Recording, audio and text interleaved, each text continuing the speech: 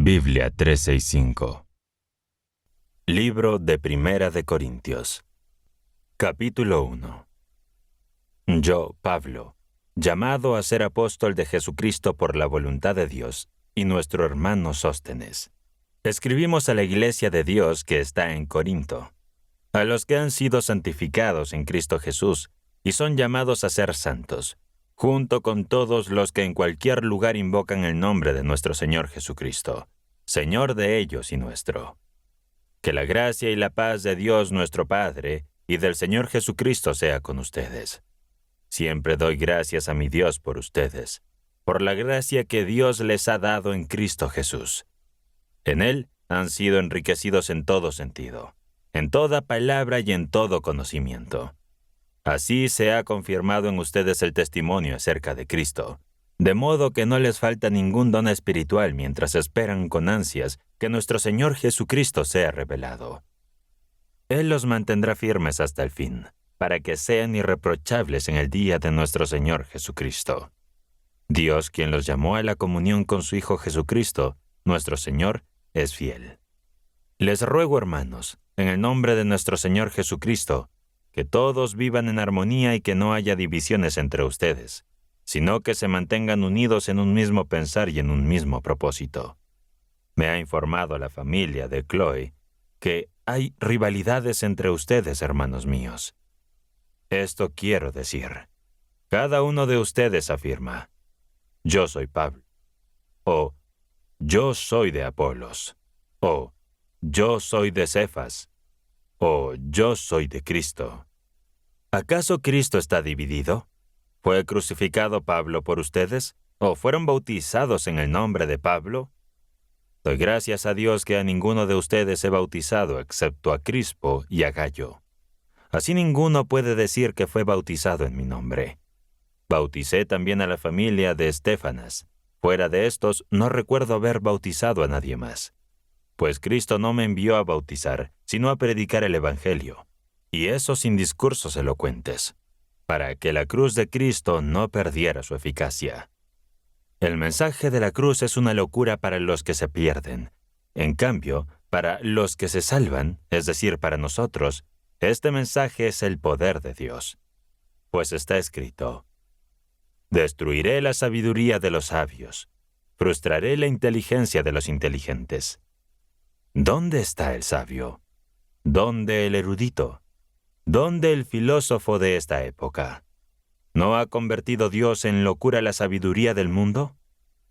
Ya que en la sabiduría de Dios el mundo no lo conoció a Dios mediante su propia sabiduría, Dios tuvo a bien salvar a los creyentes por la locura de la predicación. Los judíos piden señales milagrosas y los griegos buscan sabiduría, pero nosotros predicamos a Cristo crucificado, que es tropezadero para los judíos y locura para los gentiles. Pero para los llamados, tanto judíos como gentiles, Cristo es el poder de Dios y la sabiduría de Dios.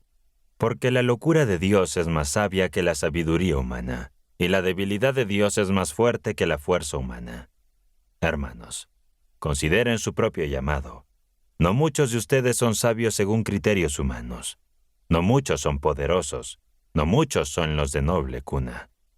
Pero Dios eligió lo insensato del mundo para avergonzar a los sabios, y eligió lo débil del mundo para avergonzar a los poderosos.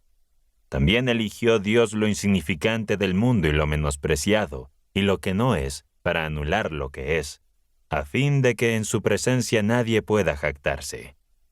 De Él son ustedes en Cristo Jesús, a quien Dios hizo nuestra sabiduría, justicia, santificación y redención. Por tanto, como está escrito, si alguien ha de jactarse, que se jacte en el Señor. Capítulo 2.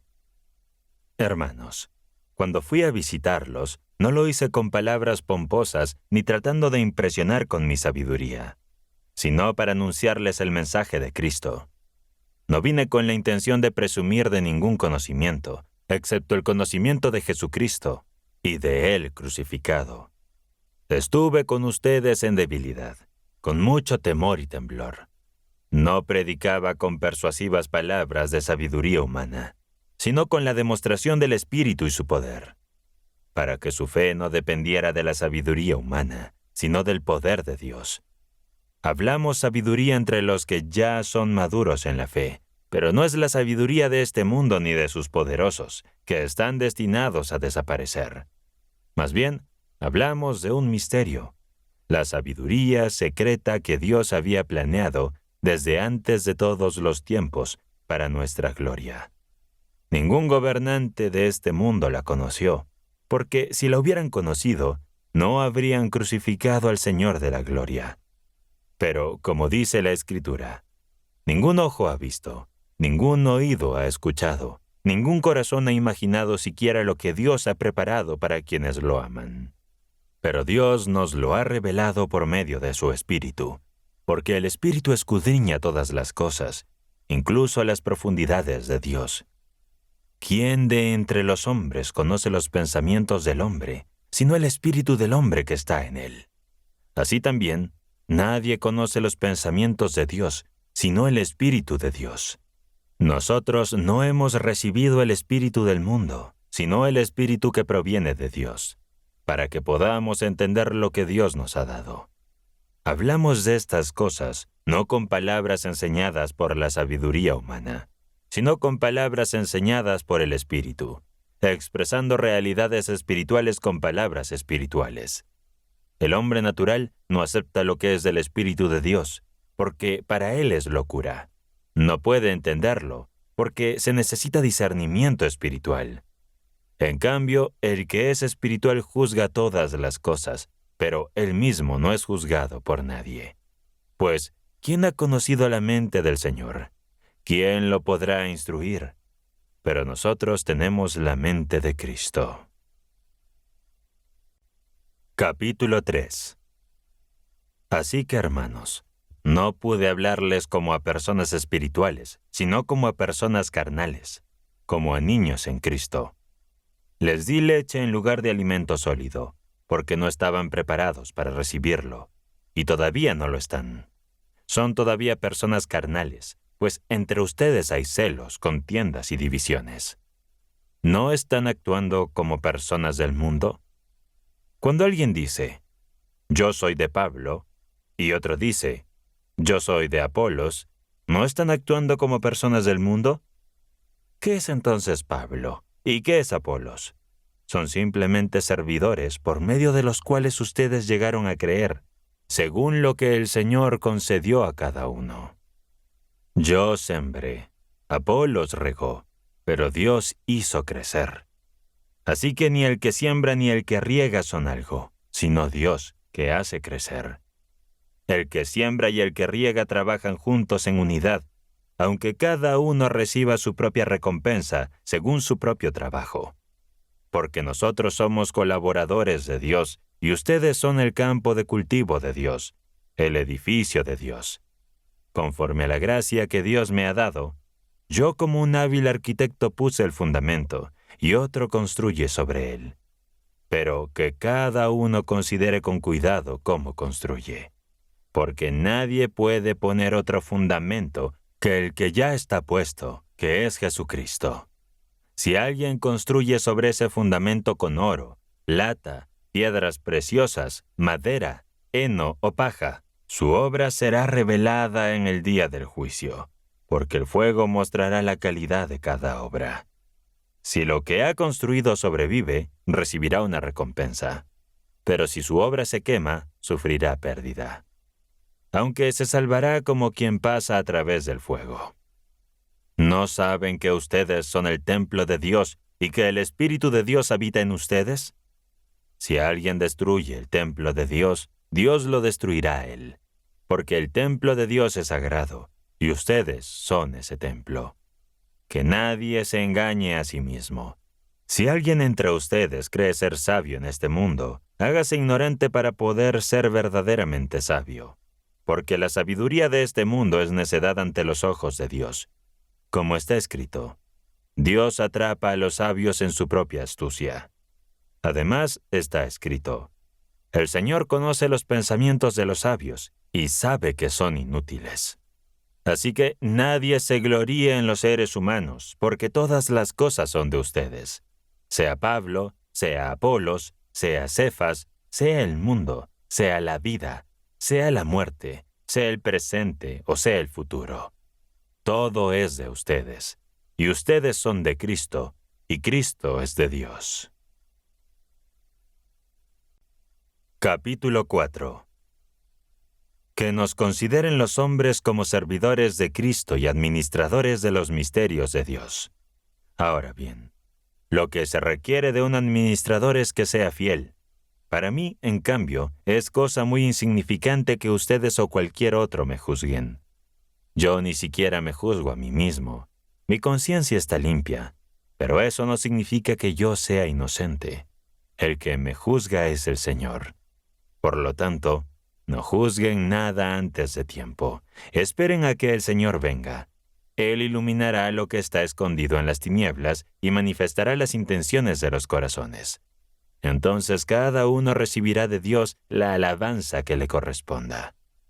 Esto, hermanos, lo he aplicado a mí mismo y a Apolos como ejemplo para ustedes, a fin de que aprendan de nosotros no a pensar más de lo que está escrito, para que ninguno se enorgullezca a favor de uno o en contra de otro. Porque, ¿quién te hace superior a los demás? ¿Y qué tienes que no hayas recibido? Y si lo recibiste, ¿por qué te enorgulleces como si no lo hubieras recibido? Ustedes ya tienen todo lo que necesitan, ya son ricos, ya han comenzado a reinar sin nosotros. Cuánto desearía que de veras hubieran comenzado a reinar, para que también nosotros pudiéramos reinar con ustedes. Porque me parece que Dios ha puesto a nosotros, los apóstoles, en último lugar, como condenados a muerte. Hemos llegado a ser espectáculo para el mundo, para los ángeles y para los hombres. Nosotros somos, a causa de Cristo, como los tontos, mientras que ustedes son sabios en Cristo. Nosotros somos débiles, mientras que ustedes son fuertes. Ustedes son distinguidos, mientras que nosotros somos despreciados. Hasta el momento actual sufrimos hambre, sed y desnudez. Somos maltratados y no tenemos dónde vivir. Trabajamos con nuestras manos. Nos maldicen y nosotros bendecimos. Perseguimos y sufrimos persecución. Somos calumniados y respondemos con amabilidad. Hemos llegado a ser como la escoria del mundo, el desecho de todos. No escribo estas cosas para avergonzarlos, sino para amonestarlos como a hijos queridos. Aunque tengan ustedes muchos maestros en Cristo, no tienen muchos padres, porque yo les engendré en Cristo Jesús por medio del Evangelio. Por eso les ruego que me imiten. Para recordarles este camino, he enviado a Timoteo, que es mi hijo querido y fiel en el Señor. Él les recordará mi modo de vivir en Cristo Jesús, que enseño en todas las iglesias por donde quiera que vaya. Algunos de ustedes se han envanecido, como si yo no fuera a ir a visitarlos. Pero iré pronto, si el Señor lo permite. Y entonces veremos si esos jactanciosos no son más que palabras vacías. Porque el reino de Dios no depende de palabras, sino de poder. ¿Qué prefieren? ¿Que vaya a visitarlos con un palo o con amor y espíritu de gentileza? Capítulo 5. En verdad se oye que entre ustedes hay inmoralidad sexual, una inmoralidad tan repugnante que ni siquiera se nombra entre los gentiles, que alguien tenga la esposa de su propio padre.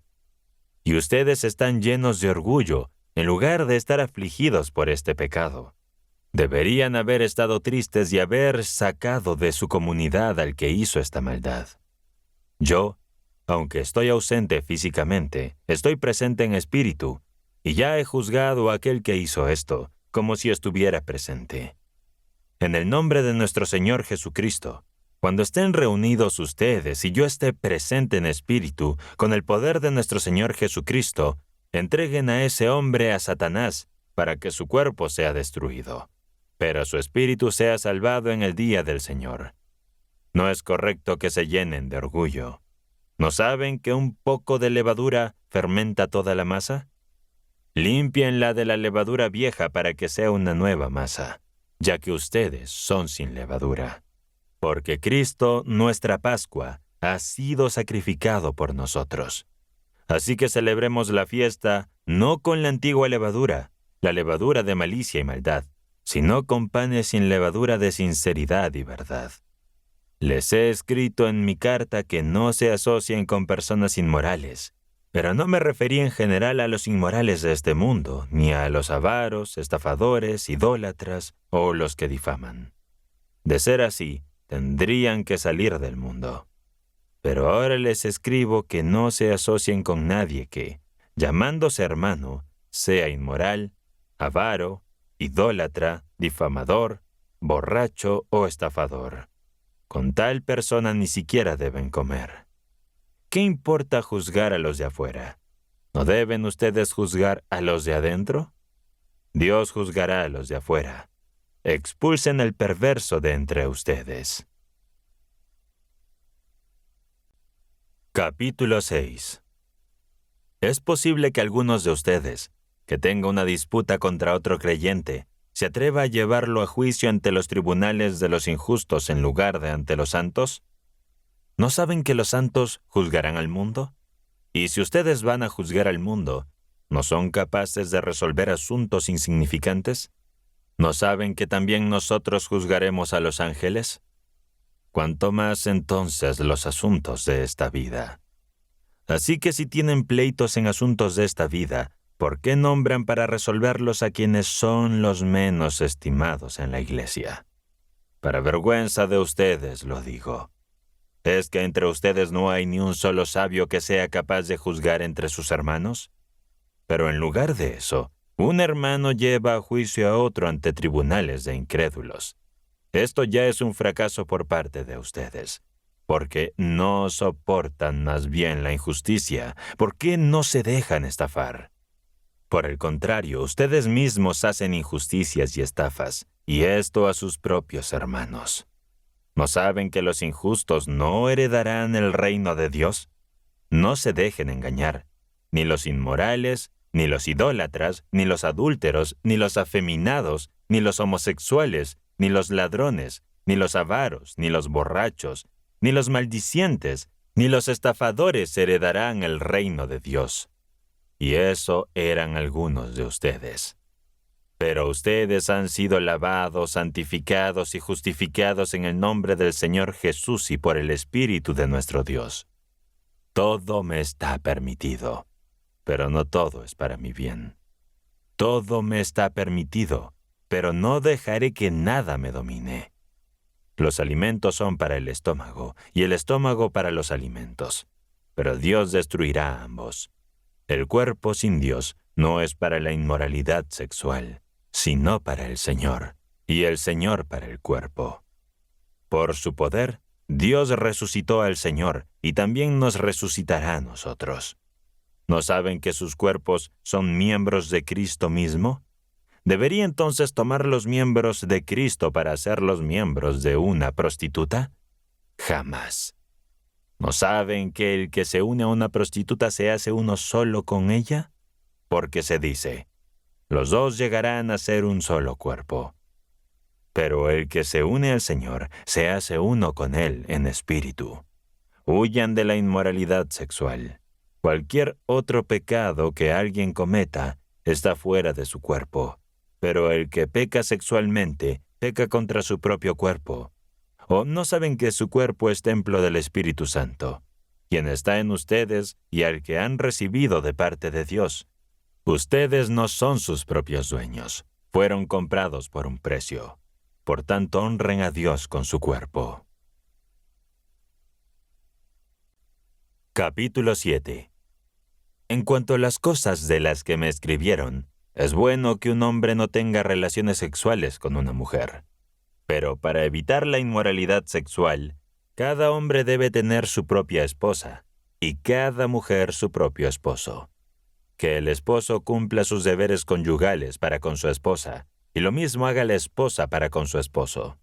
La esposa no tiene autoridad sobre su propio cuerpo, sino que el esposo la tiene. Del mismo modo, El esposo no tiene autoridad sobre su propio cuerpo, sino que la esposa la tiene. Que no se nieguen el uno al otro, a menos que acuerden de común acuerdo apartarse por un tiempo, para dedicarse a la oración. Luego vuelvan a juntarse, para que Satanás no los tiente a causa de su falta de autocontrol. Esto lo digo como una concesión, no como un mandato. Quisiera que todos fueran como yo, pero cada uno tiene su propio don de Dios, uno de esta manera y otro de aquella. A los solteros y a las viudas les digo que sería bueno que permanezcan como yo.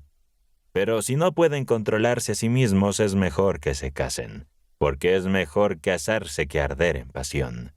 A los que ya están casados les doy este mandato, aunque no yo, sino el Señor, que la esposa no se aparte del esposo, pero si lo hace, que no se case de nuevo, o que se reconcilie con su esposo, y que el esposo no abandone a su esposa. A los demás les digo yo, no el Señor. Si un hermano tiene una esposa que no es creyente, y ella está dispuesta a vivir con él, que no la abandone. Y si una mujer tiene un esposo que no es creyente, y él está dispuesto a vivir con ella, que no lo abandone. Porque el esposo no creyente es santificado por la esposa creyente, y la esposa no creyente es santificada por el esposo creyente. De lo contrario, sus hijos serían impuros, pero ahora son santos. Si el esposo no creyente se separa, que así sea. En tales casos el hermano y la hermana no están obligados a seguir casados, porque Dios nos llamó a vivir en paz. ¿Cómo sabes, esposa, si no salvarás a tu esposo? ¿O cómo sabes, esposo, si no salvarás a tu esposa? Sin embargo, cada uno debe seguir viviendo de acuerdo con la vocación que el Señor le ha dado y con la que fue llamado. Esto es lo que enseño en todas las iglesias. ¿Fue llamado alguno siendo circunciso? Que no trate de ocultarlo. ¿Fue llamado alguno siendo incircunciso?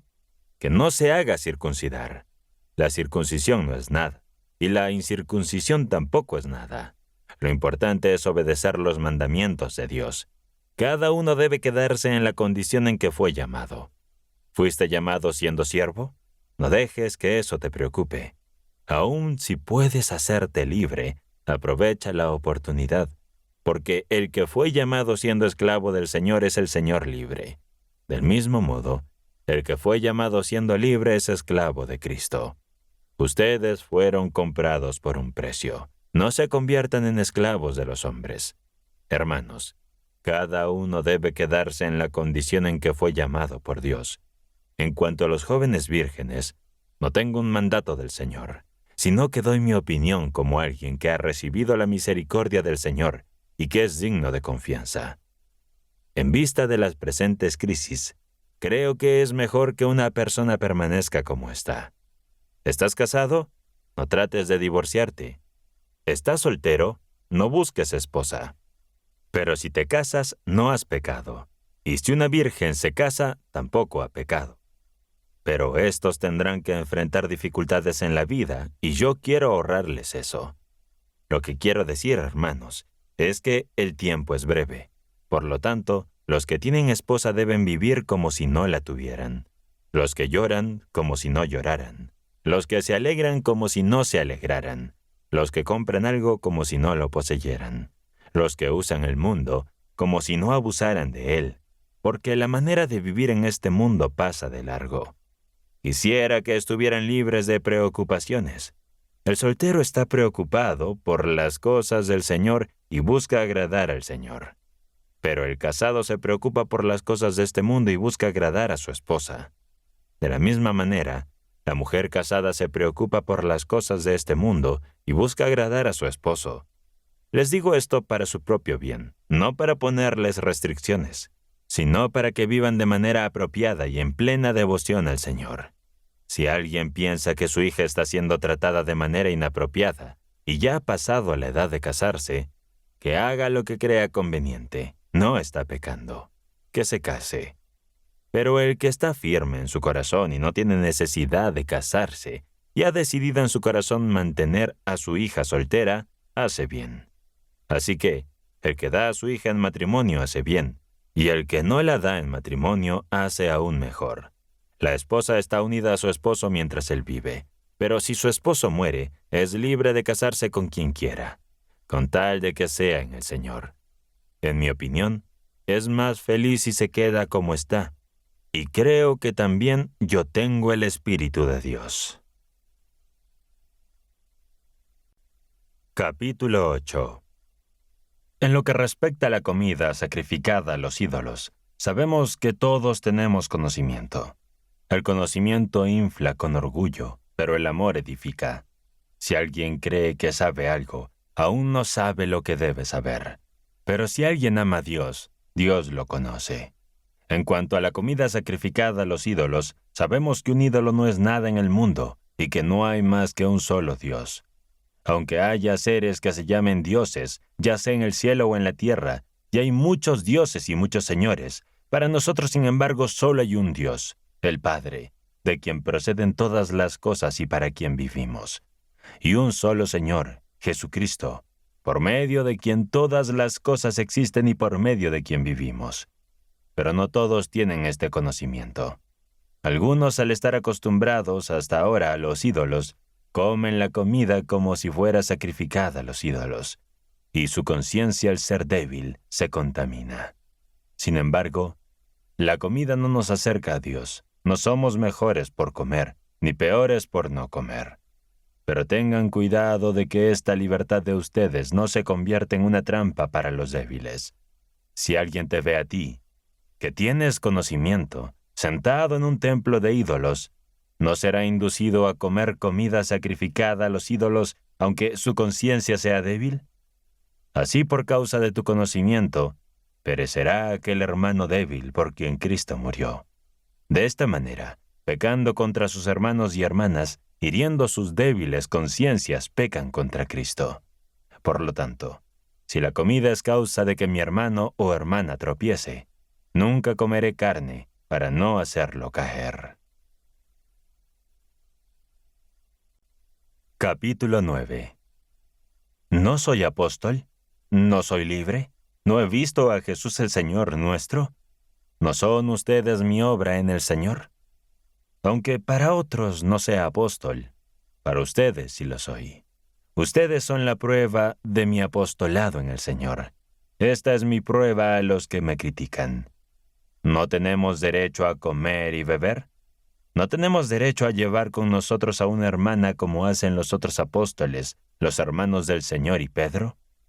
¿Acaso solo Bernabé y yo no tenemos derecho a no trabajar para ganarnos la vida? ¿Quién va a la guerra a su propio costo? ¿Quién planta una viña y no come de su fruto?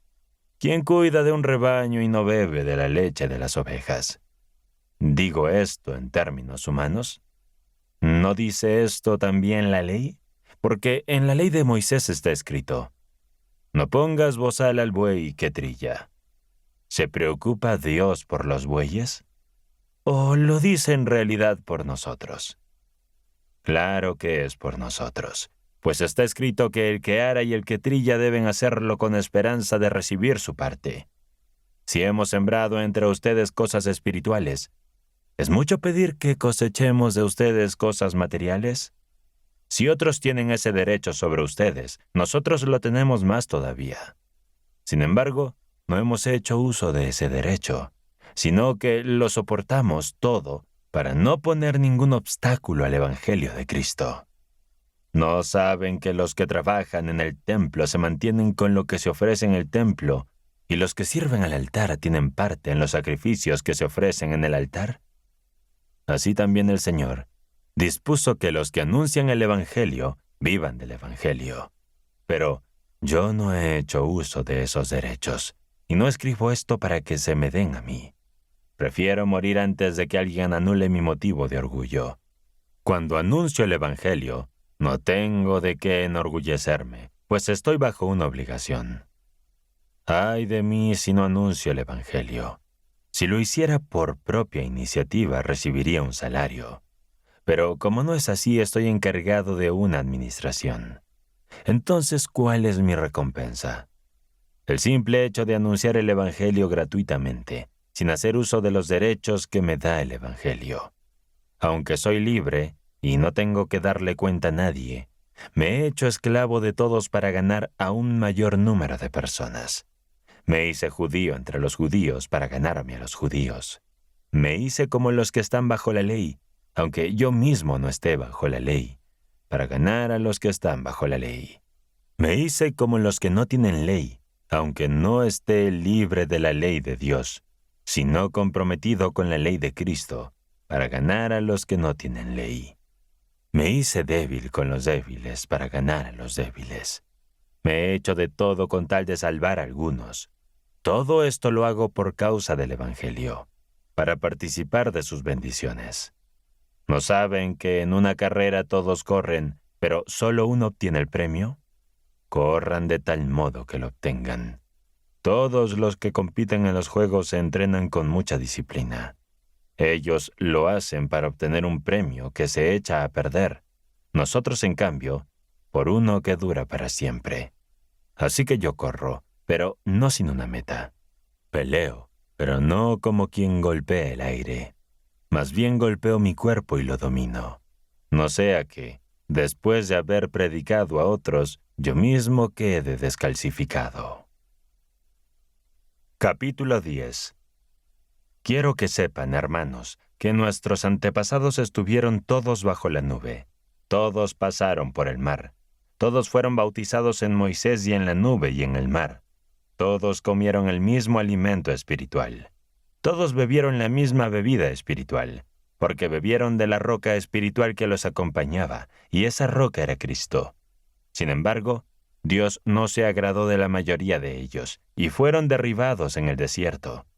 Estas cosas sucedieron como ejemplos para nosotros, para que no codiciemos cosas malas como ellos lo hicieron. No sean idólatras, como algunos de ellos, según está escrito.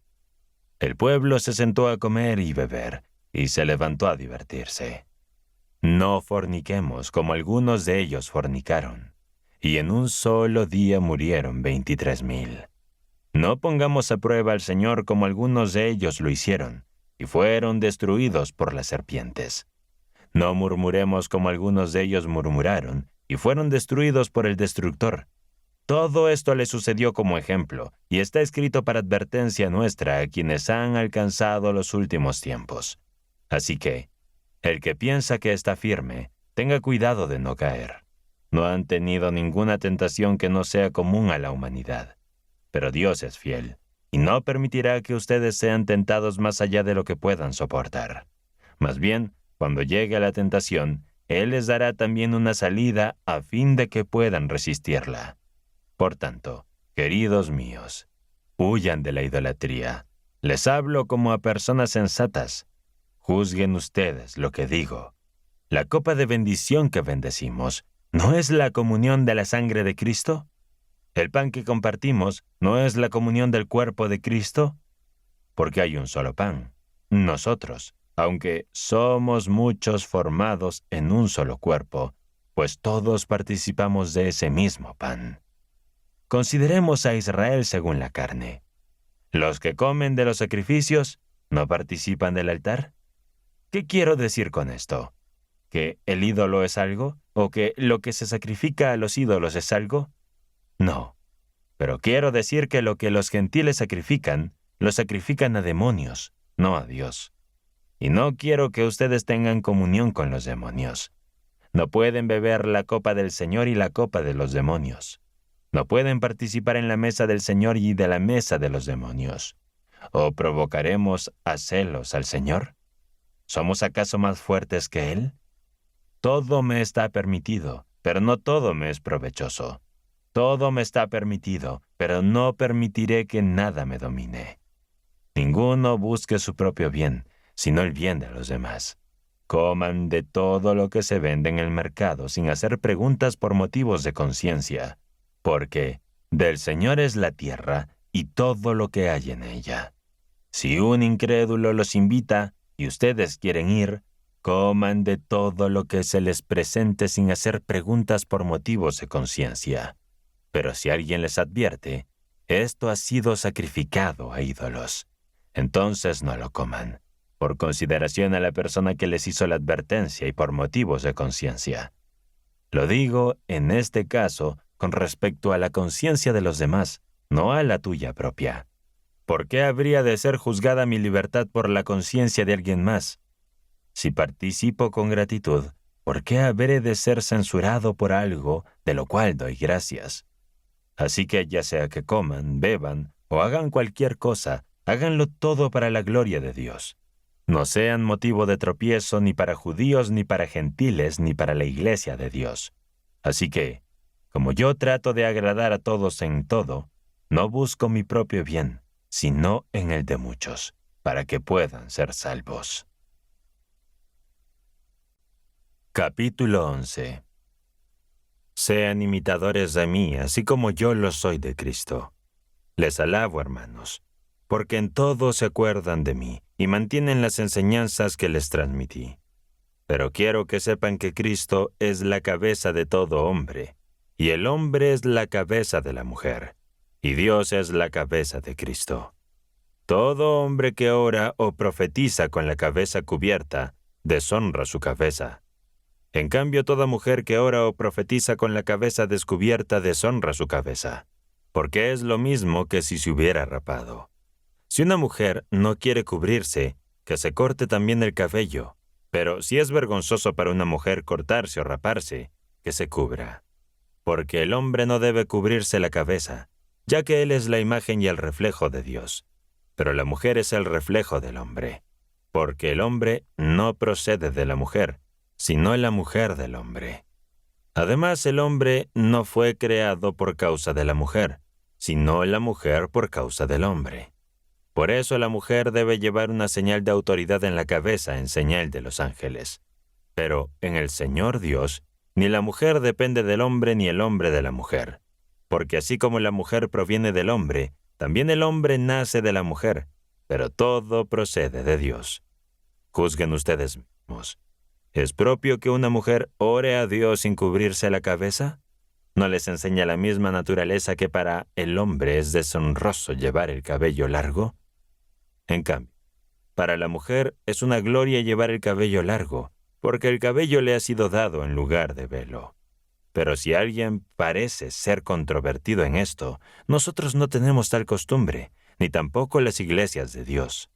En cuanto a lo que les voy a decir ahora, no los alabo, porque cuando se reúnen en la iglesia, no es para mejor, sino para peor. En primer lugar, oigo que cuando se reúnen en la iglesia hay divisiones entre ustedes, y en parte lo creo. Sin duda, tiene que haber divisiones entre ustedes para que se vea quiénes tienen la aprobación de Dios.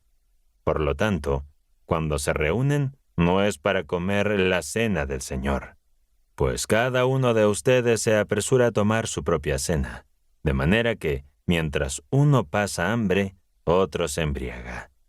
¿No tienen casas en donde comer y beber? ¿O menosprecian ustedes la iglesia de Dios y quieren humillar a los que no tienen nada? ¿Qué les voy a decir? ¿Los alabo en esto?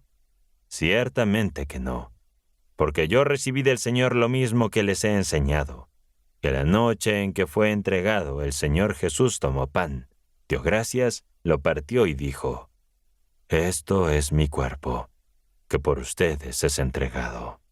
Hagan esto en memoria de mí». De la misma manera, después de cenar, tomó la copa y dijo: «Esta copa es el nuevo pacto en mi sangre. Hagan esto cada vez que la beban en memoria de mí. Porque cada vez que coman de este pan y beban esta copa, están proclamando la muerte del Señor hasta que Él venga. Por lo tanto, cualquiera que come el pan o beba de la copa del Señor indignamente, será culpable del cuerpo y de la sangre del Señor. Así que cada uno debe examinarse a sí mismo antes de comer el pan y beber la copa. Porque quien come y bebe sin discernir el cuerpo del Señor, come y bebe juicio sobre sí mismo. Por eso hay entre ustedes muchos débiles y enfermos, y no son pocos los que han muerto. Pero si nos examináramos a nosotros mismos, no seríamos juzgados de esta manera. Sin embargo, cuando el Señor nos juzga, nos corrige para que no seamos condenados con el mundo. Así que, hermanos míos, Cuando se reúnan para comer, esperen unos a otros. Si alguien tiene hambre, que coma en su casa, para que cuando se reúnan no incurran en juicio. En cuanto a los demás asuntos, los pondré en orden cuando vaya. Capítulo 12. Quiero hablarles acerca de los dones espirituales, hermanos, para que no estén en la ignorancia. Ustedes recuerdan cómo, cuando eran paganos, eran llevados de una manera u otra hacia los ídolos mudos. Por eso les advierto que nadie que hable por el Espíritu de Dios puede decir, «Maldito sea Jesús». Y nadie puede decir, «Jesús es el Señor», sino por el Espíritu Santo. Hay diferentes dones, pero es el mismo Espíritu quien los concede. Hay diferentes formas de servicio, pero es el mismo Señor a quien servimos. Hay diferentes actividades, pero es el mismo Dios quien hace todas en todos. A cada uno se le da una manifestación del Espíritu para beneficio común. A uno se le da la palabra de sabiduría por el Espíritu, a otro la palabra de conocimiento según el Espíritu, a otro la fe por el mismo Espíritu, a otro dones de sanidad por el mismo Espíritu, a otro el realizar milagros, a otro la profecía, a otro el discernimiento de espíritus, a otro diversos tipos de lenguas y a otro la interpretación de las lenguas. Pero todas estas cosas las realiza un mismo y único Espíritu que da a cada uno según su voluntad. Porque así como el cuerpo es uno solo y tiene muchos miembros, y todos los miembros, a pesar de ser muchos, forman un solo cuerpo, así también es Cristo. Todos fuimos bautizados por un solo Espíritu para constituir un solo cuerpo, ya seamos judíos o gentiles, esclavos o libres, y a todos se nos dio a beber de un mismo Espíritu. Ahora bien, el cuerpo no es un solo miembro, sino muchos. Si el pie dijera, «Como no soy mano, no soy del cuerpo», no por eso dejaría de ser parte del cuerpo. O si la oreja dijera, «Como no soy ojo, no soy del cuerpo», no por eso dejaría de ser parte del cuerpo. Si todo el cuerpo fuera ojo, ¿dónde estaría el oído? Si todo el cuerpo fuera oído, ¿dónde estaría el olfato? Pero Dios dispuso los miembros en el cuerpo, cada uno de ellos según quiso. Si todos fueran un solo miembro, ¿dónde estaría el cuerpo? En realidad hay muchos miembros, pero un solo cuerpo.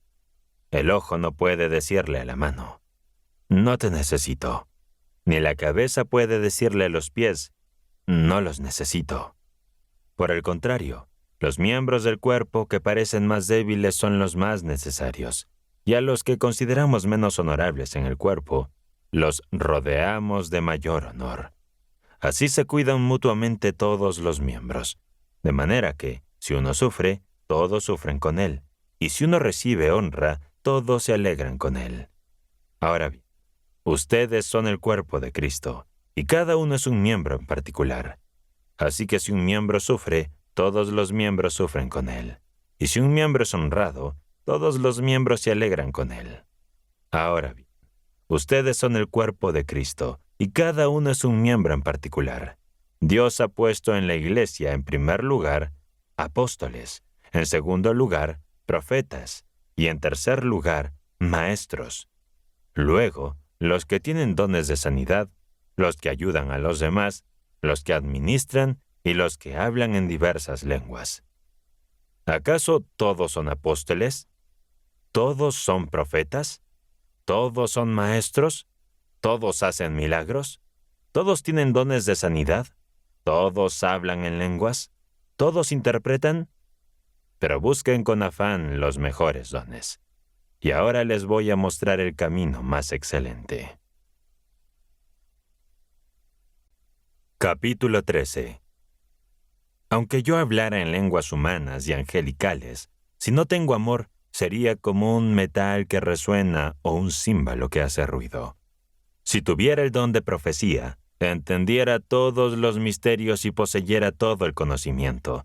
Si tuviera una fe que pudiera mover montañas, pero no tengo amor, no soy nada. Si repartiera todo lo que tengo a los pobres y entregara mi cuerpo para ser quemado, pero no tengo amor, de nada me serviría. El amor es paciente, es bondadoso. El amor no envidia, no se jacta, no se engríe, no es descortés, no es egoísta, no se irrita, no guarda rencor, no se goza de la injusticia, sino que se alegra con la verdad. Todo lo sufre, todo lo cree, todo lo espera, todo lo soporta. El amor nunca deja de ser, pero las profecías se acabarán, cesarán las lenguas y la ciencia desaparecerá. Porque en parte conocemos y en parte profetizamos, pero cuando venga lo que es perfecto, lo que es en parte desaparecerá. Cuando yo era niño, hablaba como niño, pensaba como niño, razonaba como niño. Pero cuando crecí, dejé atrás las cosas de niño. Ahora vemos en un espejo, en forma confusa, pero entonces veremos cara a cara. Ahora conozco en parte, pero entonces conoceré completamente, como fui conocido. Ahora permanecen la fe, la esperanza y el amor, estos tres. Pero el más grande de ellos es el amor. Capítulo 14. Siendo el camino del amor, busquen con empeño los dones espirituales, sobre todo el de profecía. Porque el que habla en lenguas no habla a los hombres, sino a Dios, pues nadie lo entiende. En espíritu dice misterios. En cambio, el que profetiza habla a los hombres para su edificación, exhortación y consuelo. El que habla en lenguas se edifica a sí mismo, pero el que profetiza edifica a la iglesia. Quisiera que todos ustedes hablaran en lenguas, pero aún más que profetizaran. El que profetice es superior al que habla en lenguas, a menos que interprete, para que la iglesia reciba edificación.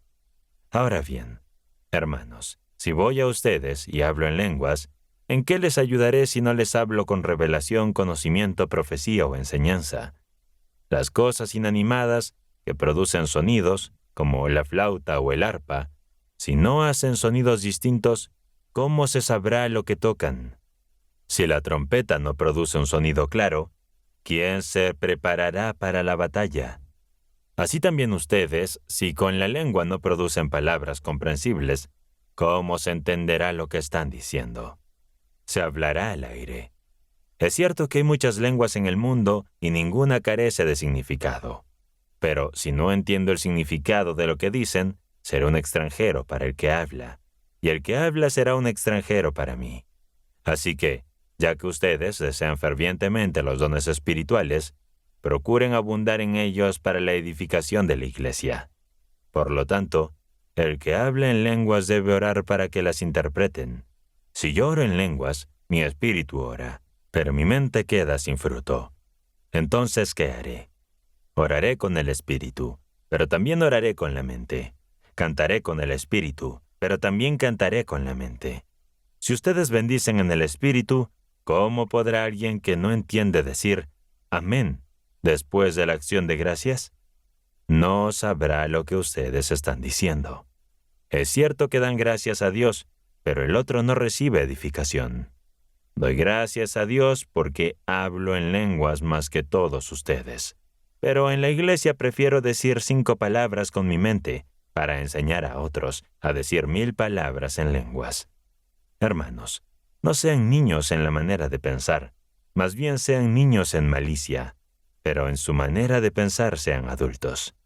En la ley está escrito: hablaré a este pueblo en otras lenguas y con los labios extraños, y ni así me oirán, dice el Señor.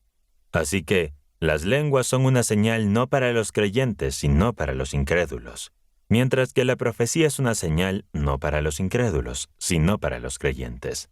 Por tanto, si toda la iglesia se reúne y todos hablan en lenguas, y entran crédulos o personas sin instrucción, ¿no dirán que están locos? Pero si todos profetizan y entra alguien que no cree ni entiende, ¿será convencido por todo y reprendido por todos? Lo oculto de su corazón quedará al descubierto, y entonces él se postrará, adorará a Dios y exclamará: Dios está verdaderamente entre ustedes. Hermanos, ¿qué hacer, pues? Cuando se reúnen, cada uno de ustedes tiene un salmo, una enseñanza, una revelación, una lengua o una interpretación. Que todo se haga para edificación.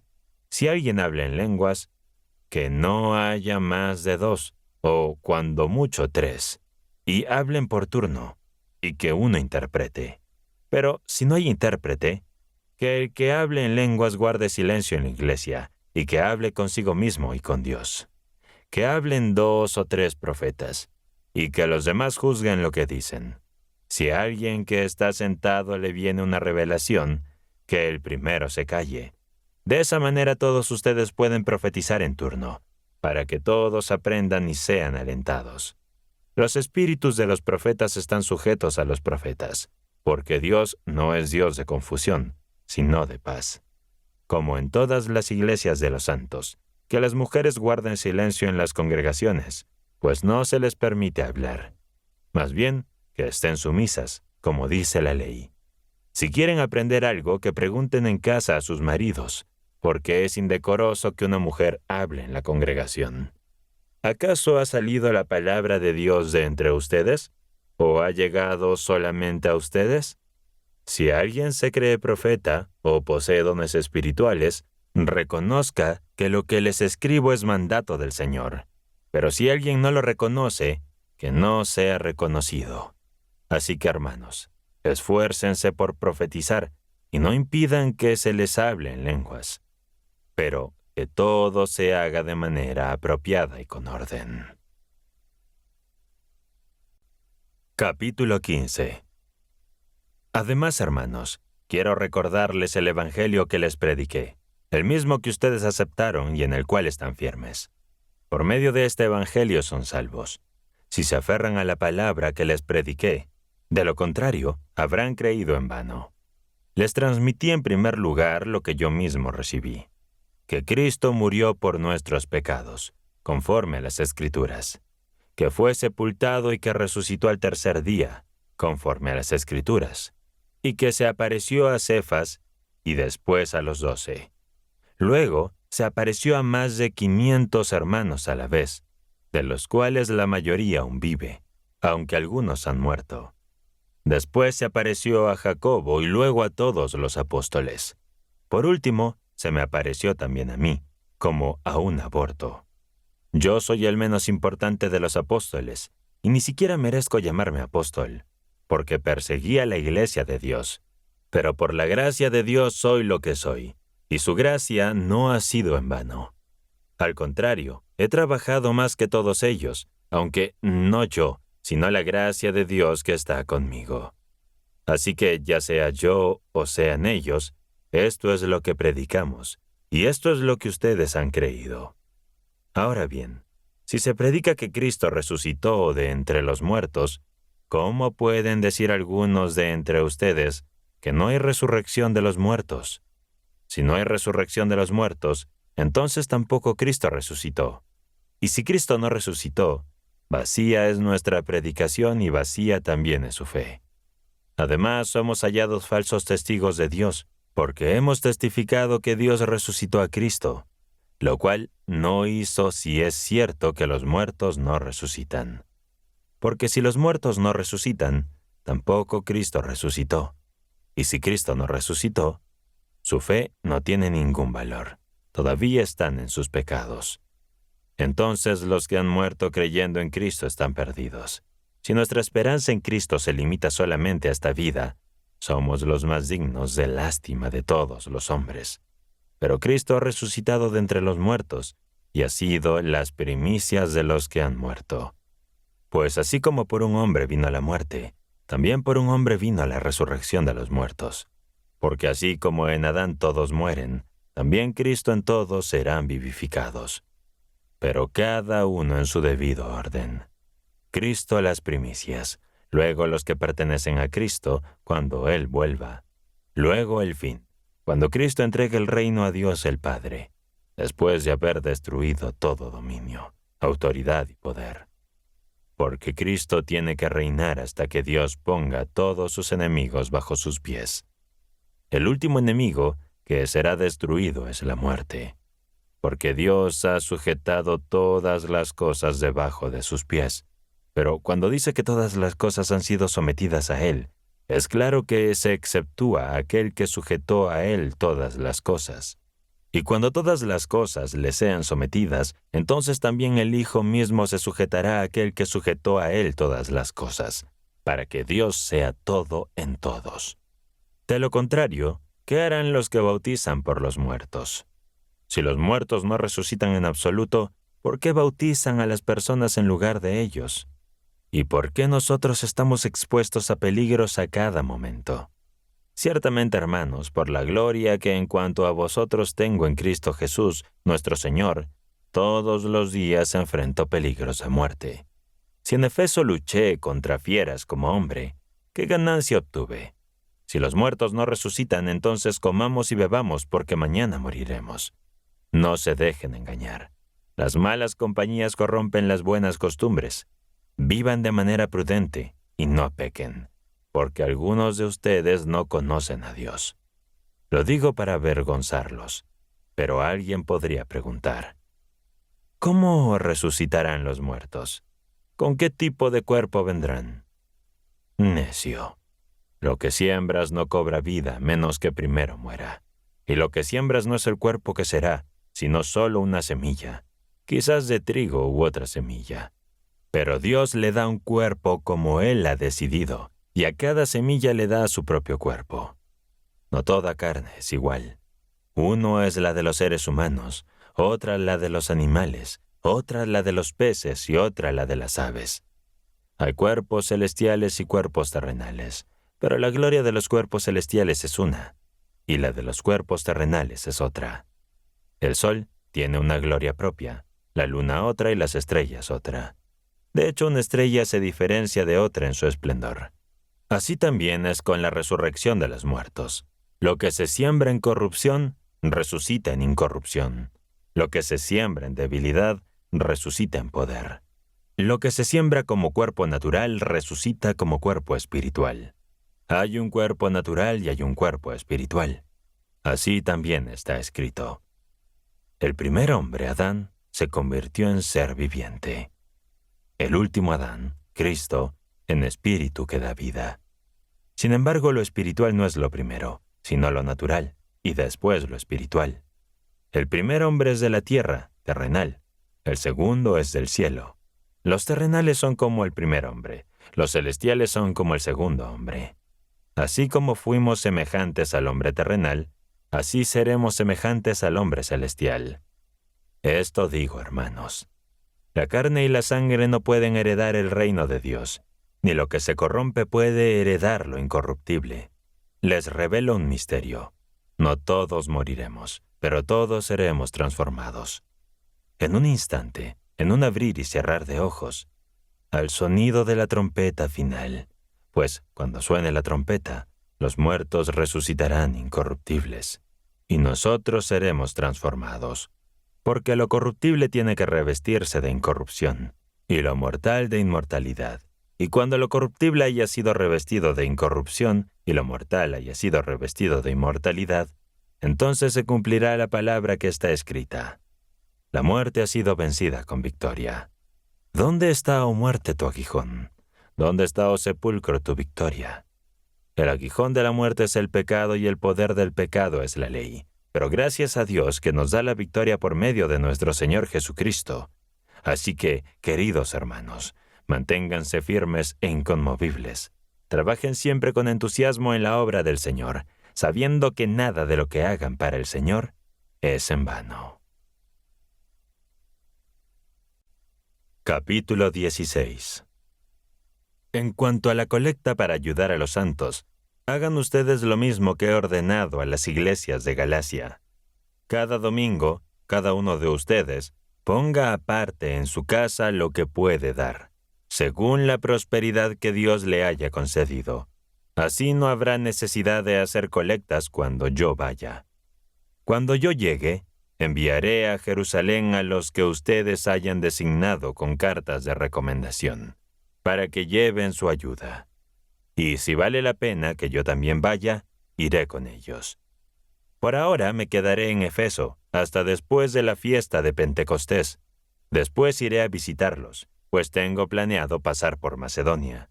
Y tal vez me quede con ustedes algún tiempo, si el Señor lo permite. Pero por ahora me quedaré en Efeso, porque se me ha presentado una gran oportunidad para hacer un trabajo importante, aunque hay muchos que se oponen.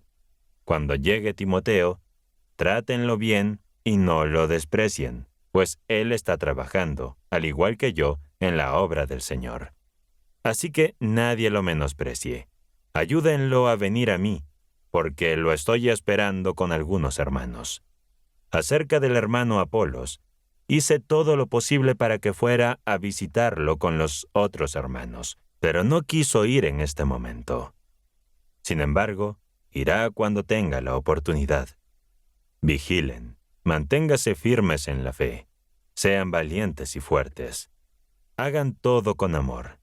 Les ruego, hermanos, que reconozcan a la familia de Estéfanas como las primeras convertidas en Acaya y dedicadas al servicio de los santos. Sujétense a ellos y a todos los que trabajan y se esfuerzan en el servicio.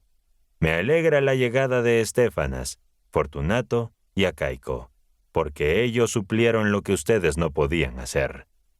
Han reconfortado mi espíritu y el de ustedes. Reconozcan a personas como ellos. Las iglesias de Asia les envían saludos. Aquila y Priscila, junto con la iglesia que se reúne en su casa, les envían muchos saludos en el Señor. Todos los hermanos les envían saludos.